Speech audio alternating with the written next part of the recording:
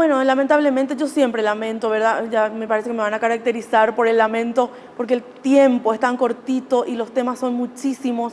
Licenciado, realmente te estaba diciendo antes de la pausa lo de discapacidad visual leve, discapacidad física leve, discapacidad intelectual leve. O sea, ¿quiénes somos nosotros y quiénes son o sea, dónde está el expertise que te dice cuál es leve, qué? O sea, tenemos que tratar de hacer los concursos equitativos y como te decía, tratar de trabajar cada vez más con la alianza estratégica con las organizaciones de y para personas con discapacidad, un poco también para cumplir el lema de la convención que dice nada para nosotros sin nosotros, licenciado. Bueno, de hecho tenemos mucho que mejorar en materia de concursabilidad.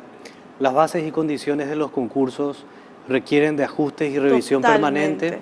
Muchas veces, Selva, y la ciudadanía es importante que sepan, las adecuaciones que se deben de hacer no precisamente se hacen en tiempo y forma. Entonces hay también cierta priorización del gasto, quizás en otras cuestiones que no sean para adecuaciones edilicias o adecuaciones tecnológicas. Efectivamente, ya hemos recibido en más de una ocasión, desde que yo asumí el 16 de agosto, tuvimos varias reuniones de trabajo con diferentes organizaciones. Está la mesa interinstitucional que se reúne en la Secretaría de la Función Pública cada 15 días, donde también necesitamos representantes de la persona, en este caso con discapacidad visual. Sí, ese es un compromiso que ahora vamos a asumir también, ¿verdad? Les ruego aprovechar los espacios de las mesas de discusión y las mesas de trabajo. Sí necesitamos hacer adecuaciones específicas para personas no videntes, para el caso de discapacidad psicosocial e inclusive discapacidad intelectual, sí, que son las que realmente están un poco en la retaguardia de la incorporación de personas con discapacidad. Sí. Comparto plenamente la preocupación tuya. Sí necesitamos identificar puestos dentro de la administración pública que permitan contar con cierto tipo de discapacidades, particularmente estas tres que, insisto, sí, son las que tienen menos incorporación de personas. Y el desafío ahí sería, primero, trabajar en las adecuaciones que se tienen que dar, que no siempre son solamente adecuaciones tecnológicas, hay también otro tipo de adecuaciones físicas, edilicias, sí, sí, sí. Y me atrevería a decir, todavía tenemos que seguir trabajando en romper el prejuicio que se tiene de tener un compañero con esas condiciones dentro de la institución. Eso es una apertura a un cambio mental que nos hace falta tener dentro de la administración pública. Claro, y hablas un poco de las alianzas estratégicas. ¿Cómo pensás, digamos, implementar las alianzas estratégicas justamente con las organizaciones de y para personas con discapacidad que te podrían ayudar en el proceso de inducción? Yo te hablo desde una experiencia muy linda que tuvimos con la Fundación Saraquí cuando estábamos en un proyecto que se llamaba ILE, que era inclusión de las personas con discapacidad efectiva, ¿verdad?, en la función pública.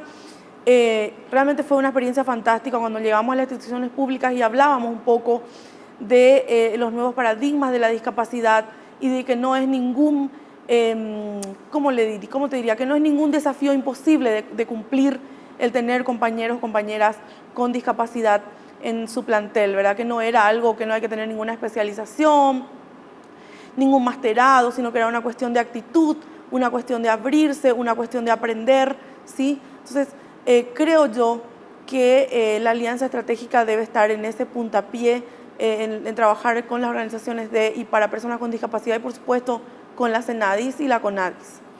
Sí, de hecho, tenemos la apertura necesaria como para discutir estos temas, no solo con instituciones de la sociedad civil, también necesitamos involucrar al sector privado. Recuerdo uno de los eventos que se hizo no hace mucho en la Unión Industrial del Paraguay, justamente donde se presentaron las normas de adecuaciones tecnológicas y también el tema de transporte, porque seamos realistas, estamos analizando en el equipo jurídico de la Presidencia de la República la posibilidad de cumplimiento de tareas, inclusive desde la propia casa. Hay trabajos que se pueden hacer por producto, porque no tenemos las condiciones ni siquiera apropiadas para el transporte en el caso de ciertos tipos de discapacidad. Me refiero específicamente a la discapacidad física, aunque también los propios... la discapacidad visual también. La discapacidad es visual. Cuando un chofer automáticamente le ve a una persona con bastón blanco, ya automáticamente empieza a discriminar. Entonces, Llega tarde al trabajo. llega tarde, tenemos algunas complicaciones innecesarias, entonces sí quiero informar de que estamos analizando jurídicamente esa posibilidad. Hay ciertas restricciones con relación al cumplimiento de carga horaria y trabajo. Ahora, seamos realistas, también hay funcionarios que hoy su única tarea, Selva, es llegar, marcar la entrada, marcar la salida y cero productividad laboral. Totalmente. Entonces, eso tampoco es meritocrático No. para la administración A eso pública. quería yo referirme, o sea, estamos de todo, ¿verdad? Estamos las personas con discapacidad que sí apelamos a un trabajo y cuando nos dan un trabajo exigimos yo quiero hacer algo, yo tal cosa, y están también las personas con discapacidad que sacan ventaja y dicen, no, yo me voy a marcar y después me siento o en todo caso salgo, hago mis gestiones, o sea, y eso pasa con los funcionarios con discapacidad y sin discapacidad, o sea, es algo, una cuestión, digamos, de la cultura misma por ser funcionario público, porque te dicen, no, yo ya tengo 24 de antigüedad, no me van a tocar, no tal cosa. Entonces, es todo un tema también, ¿verdad? Pero yo creo que tenemos que seguir trabajando y sobre todo apuntando a este avance, que yo siempre cuando converso con las personas con discapacidad les digo, no todo está perdido, porque hay gente que como no encuentra un trabajo o como siente que todas las puertas se les cierran, te dicen, no, esto va a seguir igual, esto es así. Ya pasaron casi 3 meses y yo no veo ningún avance. Entonces, es un poco animarle a la gente y a darle un poco ese, transmitirle un poco esa actitud de que no todo está perdido y de que sobre todo, si esperamos tanto tiempo, realmente, si la creación de la CENADIS es un sueño, que desde que yo soy jovencita, desde que tengo 15 años y desde que estamos en la militancia, queríamos que se cree, y por alguna razón no se daba y ahora se da, es un avance grande. Señor ministro, yo quiero que al terminar el programa des un mensaje un poco y dónde te podemos contactar, a la función pública, porque realmente hace mucha falta. Los teléfonos de la Secretaría de la Función Pública 497-308, 451-925.